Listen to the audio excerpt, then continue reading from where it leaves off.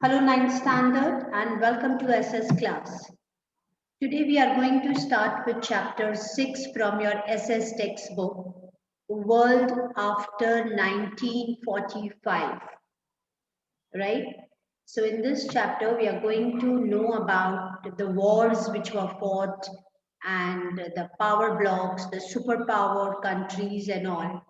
And what was the role of the League of Nations, what was the role of the United Nations, and what was the role of our country. Okay, so without wasting time, let us just start. The pages of history are full of innumerable wars fought in ancient India and the world. Yet most of the destructive war, which will always be remembered in the modern world, is the First and the Second World War. It is saying that कि ऐसा नहीं था कि only two wars were fought, First World War and Second World War. नहीं. Before that, many wars were fought, right, in our country and also in the world.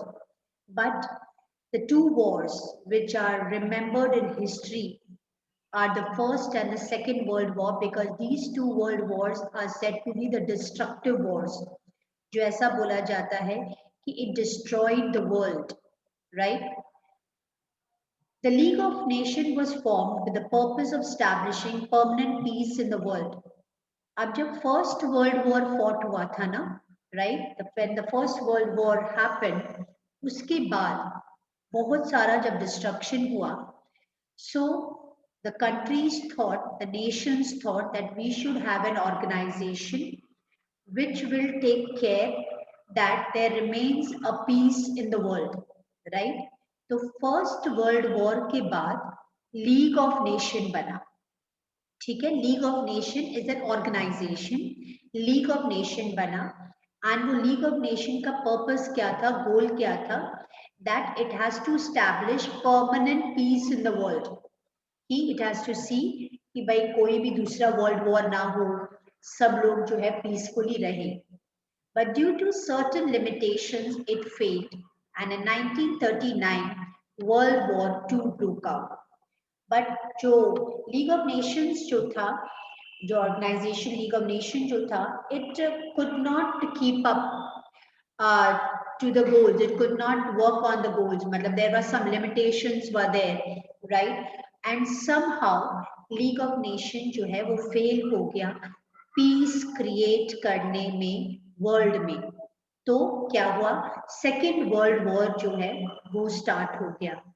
The disturbed state of mind and the horrors of the Second World War persuaded human beings to once again make efforts for peace and protection of independence.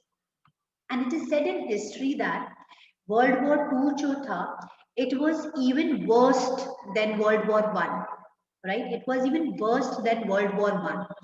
और उस समय जब World War II हुआ, तो people were so much horrified, that they all wanted, they were eagerly waiting that some effort should be taken कि वापस से peace हो जाए पूरे world में, protection हो जाए, and everybody wanted independence, right? So everybody were creating those efforts, they were making efforts for peace and protection of independence. This resulted in the establishment of United Nations. So क्योंकि all the countries they were making efforts for peace and protection, so एक और organization form हुआ after World War II, and that organization is called as United Nations, which was established on 24th October 1945. ठीक है, world war one के बाद जो organisation frame हुआ, जो स्टैब्लिश हुआ, that was League of Nation. And World War two के बाद एक और ऑर्गेनाइजेशन स्टैब्लिश हुआ, and the name of that organisation is United Nations, which established in 24th October 1945.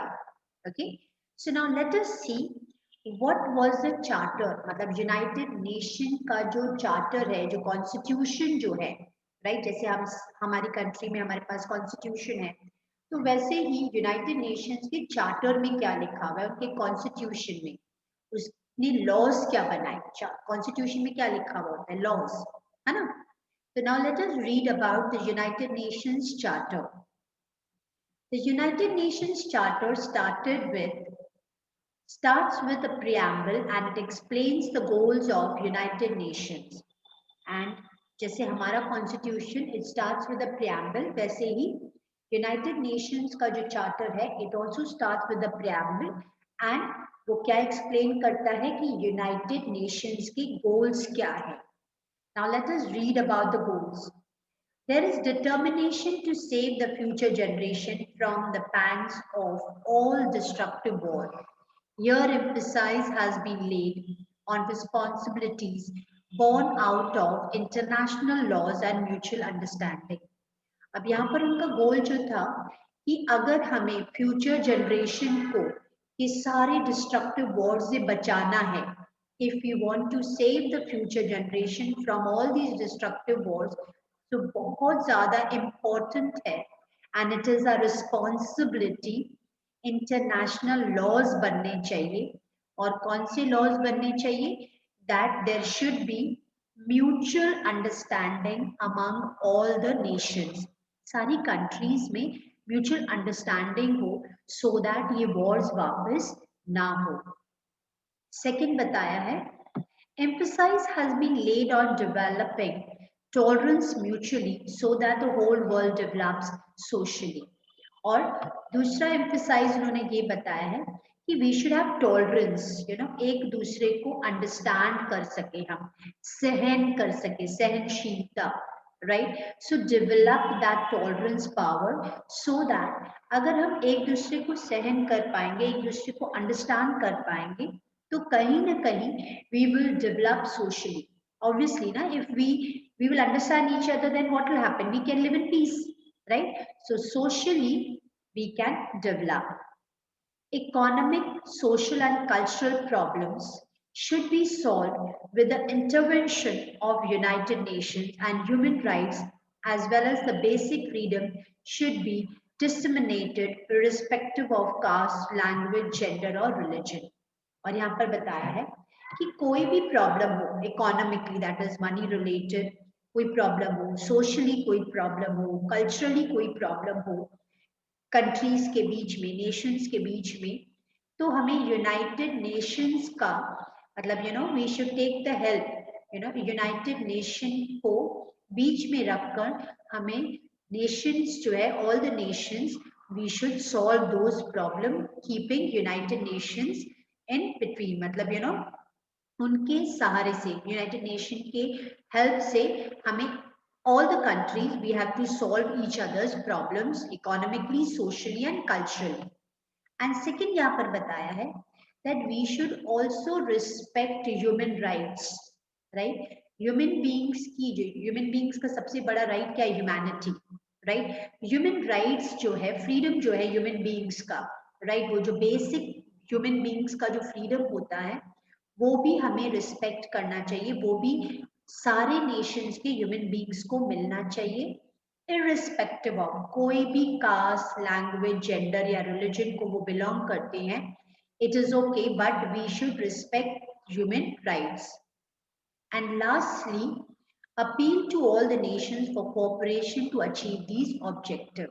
और लास्ट गोल ये था कि उन्होंने सारे नेशंस को, सारी कंट्रीज को अपील किया, रिक्वेस्ट किया that जो भी ये goals है above, ये 3 goals what we read right now, your objectives what we read now, that we have to cooperate so that we achieve these goals or objectives. Thus, United Nations Charter concludes the dismissal of war and constant urge for peace is a main objective of United Nations. That is why it is said कि United Nations का main objective क्या है? To create peace in the world. और ये जो बार बार Wars हो जाते हैं ना, ये जो कांस्टेंट रेज यानी एंगर की वजह से, राइट, ये जो बार बार वॉर्स होते हैं वो खत्म हो जाए. That was the main motto of United Nations. अब ये जो यूनाइटेड नेशंस का जो ऑब्जेक्टिव था, राइट, तो वो वॉर्स ना हो, दैट वाज इट. और पीस क्रिएट हो सब जगह। अब आगे there is a topic cold war. तो 1945 से 1962 तक कोई वॉर तो नहीं हुआ, राइट? डिसआर्मामेंट, आर्म्स का, वेपन्स का, इस तरह का वॉर तो नहीं हुआ, लेकिन कहीं ना कहीं कोल्ड वॉर चलता रहता था। What is the meaning of cold war? Cold war का मतलब होता है वर्बल, ओरल, वर्बल, मतलब आर्म्स उठाए बगैर, वेपन्स उठाए बगैर। देखो, अगर हम लोगों की थिंकिंग अगर मैच नहीं कर रही है, right, if we are not agreeing to anybody's point, right, आपके पॉइंट ऑफ व्यू से मैं अग्री नहीं कर रही हूँ या मेरे पॉइंट ऑफ व्यू से आप अग्री नहीं कर रहे हैं, तो हम क्या करेंगे? We are going to discuss, we are going to have debate, right? हम फाइट करेंगे, लेकिन फाइट कैसा होगा? We are not going to use a weapons, हम हाथ नहीं उठाएंगे, लेकिन क्या करेंगे? लड़ेंगे, right? So that was called as cold war. तो ये जो कोल्ड वॉर था, ये 1945 से 1962 तक बहुत सारे नेशंस के बीच में चल रहा था। We are going to study now कि उसके रीजंस और कॉन्सिक्वेंसेस क्या थे। What were the reasons of the cold war और कॉन्सिक्वेंसेस, यानी उस कोल्ड वॉर के रिजल्ट्स क्या निकले। Though the World War II got over, it resulted into creation of America and Russia as superpowers while taking the place of England, France. अब अगर देखा जाए कि वर्ल्ड वॉर खत्म तो हो गया, राइट, लेकिन वर्ल्ड वॉर जैसे ही खत्म हो गया तो दो super powers, two super powers emerge हो गए। We had two super powers, one side America and another side Russia. अब देखा जाए एक्चुअली जब ये वॉर्स हो रहे थे तो अमेरिका, रशिया, इंग्लैंड, फ्रांस, ये सब एक ही साइड थे। ये सब क्या थे? एक ही साइड थे। लेकिन कहीं ना कहीं रशिया की जो पॉलिसीज थी, रशिया का जो एडमिनिस्ट्रेशन पॉलिसीज थी, उसके कारण थोड़ा सा डिस्कशन हो गया, थोड़े से डिफरेंसेस क्रिएट हो गए। तो क्या हो गया? इंग्लैंड और अमेरिका सेपरेट हो गए, राइट? फ्रांस भी कहीं ना कहीं पीछे हट गया। तो रशिया और अमेरिका जो थे वो दोनों इमर्ज हो गए। अब जो एक साइड थे वो दोनों अलग अलग हो गए, और अमेरिका और Russia they emerged as super powers in the world. समझ में आ गया? So they worked, the creation of America and Russia as superpowers while taking the place of England and France. In war, England, France, Russia, and America were together, but Russian administration policies created difference, and thus America and England separated. As I told you right now, ये सारे जो countries थे ये सब एक side थे, but due to some administration policies की वजह से difference हो गया, रशियन जो एडमिनिस्ट्रेशन पॉलिसीज थी। सो व्हाट हैपेंड, अमेरिका और इंग्लैंड जो है वो सेपरेट हो गए, and a strong competition emerged between the two super powers. अब वो टू सुपर पावर्स कौन से हो गए? अमेरिका और रशिया। अब ये जो अमेरिका और रशिया थे, इनके बीच में बहुत स्ट्रॉन्ग कंपटीशन हो गया, क्योंकि both of them wanted to both of them wanted to rule the world, है ना? दोनों सुपर पावर्स बनना चाहते थे, एंड सो ये दोनों जो है इमर्ज हो गए as two super powers. To establish supremacy over the world emerged after Second World War. तो ये जो सेकेंड वर्ल्ड वॉर के बाद ये जो दोनों जने सुपर पावर्स बन गए, उनका what do they wanted to do? They wanted to establish supremacy, वो पूरे वर्ल्ड को रूल करना चाहते थे। After Second World War this was their motto. America और रशिया का जो सुपर पावर्स की तरह आगे आए, और दोनों में बहुत ज्यादा कंपटीशन होने लगा। The power was centralised between two poles, America and Russia. तो ऐसे लग रहा था कि the world is divided into two, दो सुपर पावर्स आ गए हैं, टू पोल्स हो गए हैं, बाइपोलर, राइट? पूरा वर्ल्ड जो है बाइपोलर में कंसिडर हो गया है, आइदर जॉइन अमेरिका और जॉइन रशिया। ऐसा लग रहा था कि रशिया को अगर ज्वाइन करो तो अमेरिका को हम एनिमी बना देंगे, अमेरिका को अगर रशिया ज्वाइन करो तो रशिया हमारा एनिमी बन जाएगा। तो कहीं ना कहीं वर्ल्ड में two super powers, bipolar world हो गया कि या तो हम अमेरिका को ज्वाइन करें या रशिया को ज्वाइन करें। तो सारी कंट्रीज में इस तरह का हो गया। Therefore, this time period is considered as bipolar world order. That is why it is said कि ये टाइम जो है ये कहीं ना कहीं बाइपोलर वर्ल्ड ऑर्डर भी कंसिडर किया जाता है। Why? because two superpowers emerged in the world, America and Russia, and all the countries they were to join either America or Russia. ठीक है? So owing to extremely tense relation between two power blocks, this phase is known as Cold War phase. अब ये दोनों दोनों को supremacy करनी है पूरे वर्ल्ड में, है ना, दोनों को रूल करना है, दोनों सुपर पावर्स, राइट। अब सारे नेशंस जो है वो लोगों को भी आइदर ज्वाइन दिस और ज्वाइन दिस, नहीं तो क्या होगा हमें भी पता नहीं, कहीं तीसरा वर्ल्ड वॉर ना हो जाए। Everybody was tense. अब ये दो कंट्रीज, ये जो टू पावर ब्लॉक्स जो थे, America and Russia, they were also tensed by कि रशिया वाज इन टेंशन कि कहीं ना कहीं अमेरिका आगे ना निकल जाए, वो सुपर पावर ना बन जाए, वो सुपरमेसी ना ऑल ओवर द वर्ल्ड ना दिखा देवे। America had the same feeling for Russia, है ना। तो ये कहीं ना कहीं एक दूसरे के साथ लड़ाई होती थी, लेकिन what did I say, verbal verbal phase was there. Cold war होता था, आर्म्स नहीं लिए, वेपन्स नहीं लिए, हथियार नहीं उठाए, लेकिन क्योंकि दोनों की थिंकिंग मैच नहीं होती थी, सो ये पूरा जो था, this phase is known as cold war phase. At various incidents, both the superpowers almost came in conflict with one another. अब ये जो कोल्ड वॉर उनका इतना ज्यादा बढ़ रहा था,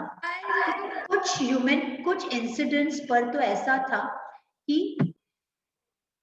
अब वेरियस इंसिडेंट्स तो ये दोनों सुपर पावर्स के बीच में ऐसी थी कि कहीं ना कहीं वो दोनों कन्फ्लिक्ट में, फाइट में आ जाते थे आमने सामने, right?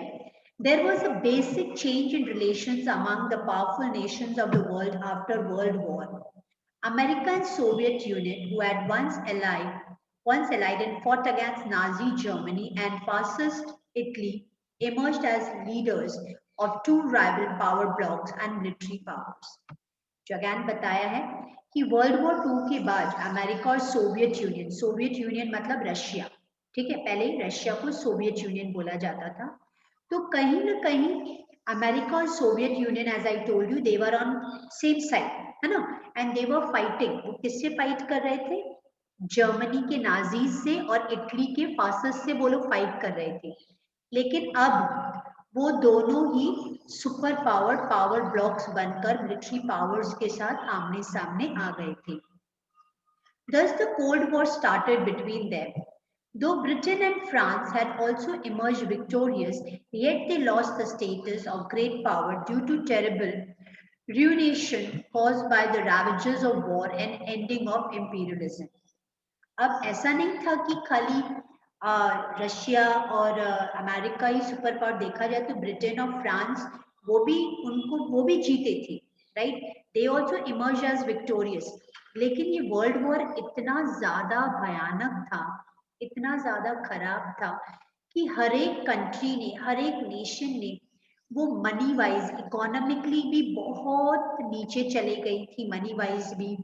और जब तक वॉर एंड हो, हर एक कंट्री ने, हर एक नेशन ने जो है बहुत कुछ घुमाया था, you know, they had lost socially, they had lost economically, right. कहीं ना कहीं जो वो इंपीरियलिज्म, जो रूलर वाला जो फीलिंग था ना, जो एक रूलर जो है रूल कर रहा था, वो भी एंड होने लग गया था। Germany, Italy and Japan not only lost the war but also were ruined economically, politically and militarily. और जर्मनी ने, इटली ने, जापान ने ये वॉर तो हार गए, लेकिन साथ साथ में ये तीनों कंट्रीज जो थे, राइट, ये इकोनॉमिकली, पॉलिटिकली और मिलिट्री वाइज, दैट इज इनकी आर्मी वाइज, ये सब बहुत ज्यादा रूइन हो गए, खत्म हो चुके थे। After the war, the Soviet Union, Russia captured the eastern areas of Germany and the other eastern countries like Austria, Albania, Hungary, Czechoslovakia, Poland, Romania, Bulgaria and Baltic states.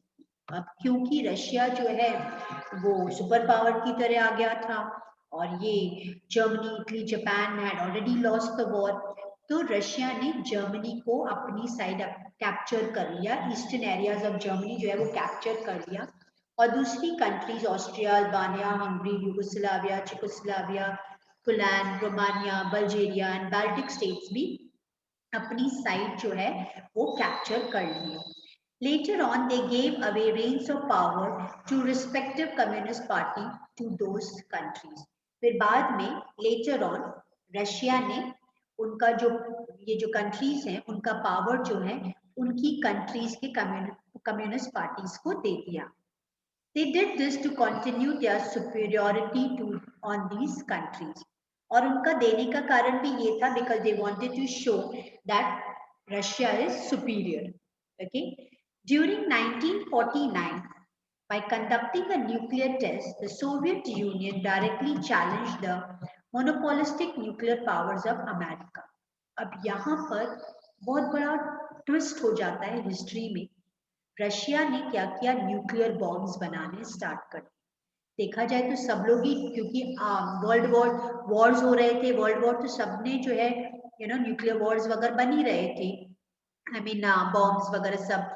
लेकिन रशिया ने क्या किया, न्यूक्लियर टेस्ट कंडक्ट किया. Nuclear test conduct करना यानी जब कभी भी कोई कंट्री न्यूक्लियर वेपन्स बनाती है, न्यूक्लियर बॉम्ब्स बनाती है, तो वो एनवायरनमेंट में खुले में वो जो है टेस्ट करते हैं, यानी वो फोड़ते हैं या राइट वो अपना न्यूक्लियर वेपन जो है छोड़ते हैं, प्रूविंग दैट हमारे पास न्यूक्लियर वेपन्स है, न्यूक्लियर बॉम्ब्स है. अंडरस्टूड. तो सोवियत यूनियन ने जब न्यूक्लियर टेस्ट किया तो अमेरिका को, देखा जाए उसने न्यूक्लियर टेस्ट क्यों किया, बिकॉज वो चैलेंज कर रहा था. अमेरिका के पास तो ऑलरेडी न्यूक्लियर वेपन्स वगैरह थे, तो रशिया जो है वो एक्चुअली कहीं ना कहीं चैलेंज कर रहा था powers of America and wanted to challenge them that even we have nuclear weapons, right? ये न्यूक्लियर टेस्ट से वो बताना चाह रहे थे अमेरिका को. Meanwhile, democratic system was gradually established in the Western European countries that was liberated by British and American forces. अब gradually side by side क्या हो रहा था, ये जो यूरोपियन कंट्रीज जो है वो डेमोक्रेटिक होती जा रही थी, इंडिपेंडेंट होती जा रही थी. क्योंकि अभी मैंने बताया ना, वो पहले क्या थी, इंपीरियलिस्ट थी, यानी रूलर रूल कर रहा था. अब स्लोली और ग्रेजुअली ये जो यूरोपियन कंट्रीज जो थी वो लिबरेट होती जा रही थी, फ्रीडम उन्हें मिल रहा था और वो डेमोक्रेटिक सिस्टम फॉलो करना स्टार्ट कर रही थी. Okay, so I hope I'm clear till here. Okay, fine, great. So now let us move towards the world distributed among army groups. अब let us study कि अब ये जो पूरा वर्ल्ड जो है वो कैसे आर्मी ग्रुप्स में डिस्ट्रीब्यूट हो गया और किसने डिस्ट्रीब्यूट किया. One of the most important aspect of conflict of ideology was mutual distrust and sense of doubt on the intention of rival group.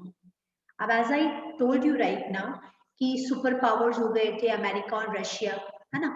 अब अमेरिका और रशिया जो सुपर पावर्स हो गए थे, तो कहीं ना कहीं आप देखो, जब हमारे if we don't like anyone या हम किसी के साथ राइवल हो जाते हैं या एनिमी होती है, हमें किसी की आइडियोलॉजी या पॉइंट ऑफ व्यू समझ में नहीं आता, तो हमें कहीं ना कहीं उनकी तरफ डिस्ट्रस्ट भी होता है, हमें डाउट होता रहता है कि वो हमारे बारे में क्या सोच रहे हैं, मेरे लिए कुछ प्लान तो नहीं बना रहे हैं, मेरे लिए कुछ मेरे को हराने के लिए कुछ ना कुछ तो नहीं कर रहे हैं, है ना. We think like that. तो वो डिस्ट्रस्ट, वो बहुत म्यूचुअल डिस्ट्रस्ट हो जाता है. तो उसी तरह ही ये जो दोनों पावर ब्लॉक्स में जो इतना कन्फ्लिक्ट था उनकी आइडियोलॉजी में, तो कहीं ना कहीं they had distrust, they did not trust each other, they always doubted each other कि भाई कब कोई भी एक दूसरे पर जो है हमला ना कर देवे, अटैक ना कर देवे, क्योंकि सबके पास न्यूक्लियर वेपन्स हो रहे थे, right. Owing to the fear born out of mutual distrust and doubts, both the powers established their own military bases. अब क्योंकि विश्वास नहीं था, एनिमी का डर भी था, डाउट्स भी थे, राइट. तो सब क्या कर रहे थे, दोनों ये जो सुपर पावर्स थे, ये पावर ब्लॉक्स जो थे, राइट, अमेरिका और रशिया, ये अपना अपना मिलिट्री बेस, अपना जो मिलिट्री जो है वो बहुत स्ट्रॉन्ग करते जा रहे थे और उसको बढ़ा भी रहे थे, एस्टैब्लिश कर रहे थे. Led and inspired by America, Western democratic countries on the North Atlantic Ocean established a military organization. अब एक जो है अमेरिका से इंस्पायर होकर जो डेमोक्रेटिक कंट्रीज थी, राइट, नॉर्थ अटलांटिक ओशन के, उन्होंने भी अपनी मिलिट्री ऑर्गेनाइजेशन को एस्टैब्लिश किया, and that military organisation was called as NATO, right, that is North Atlantic Treaty Organization, which was established in April 1949. Thereafter, to protect southeastern countries from onslaught on the Soviet Union communism, America and England established one more military organization in 1945 that is called as SEATO. अब ये south eastern countries को protect करने के लिए, किससे protect करने के लिए? रशिया से, सोवियत यूनियन से प्रोटेक्ट करने के लिए, साउथ ईस्टर्न कंट्रीज को प्रोटेक्ट करने के लिए अमेरिका और इंग्लैंड ने एक और मिलिट्री ऑर्गेनाइजेशन स्टैब्लिश किया 1945 में, and that organization was called as SEATO, that is South Eastern Asiatic Treaty Organization, right? Then one more military organization which was called as CENTO, that is Central Asia Treaty Organization. It was established in Middle Eastern countries, right? Middle Eastern countries यानी Arabs वगैरह जहाँ पर, ठीक है ना, Middle Eastern countries की वहाँ पर establish हुआ under the leadership and inspiration of England, right? और इंग्लैंड की इंस्पिरेशन से और इंग्लैंड को लीडर बनाकर जो है ये वाला मिलिट्री ऑर्गेनाइजेशन सैंटो भी स्टैब्लिश हुआ. Here various Arab countries joined Santo. Letter on America took over it's leadership. अब काफी सारे, क्योंकि मिडिल ईस्टर्न कंट्रीज पे था ये ऑर्गेनाइजेशन, तो बहुत सारी अरब कंट्रीज ने जो है इस ऑर्गेनाइजेशन को ज्वाइन किया, क्योंकि अभी सब है ना अपनी कंट्रीज को सेफ रखने की कोशिश कर रहे थे, राइट. और लेटर ऑन ये लीडर तो इंग्लैंड था, but then later on America ने इंग्लैंड से लीडरशिप ले ली, right. So this was how they created the military organization. I hope I am clear till here, right?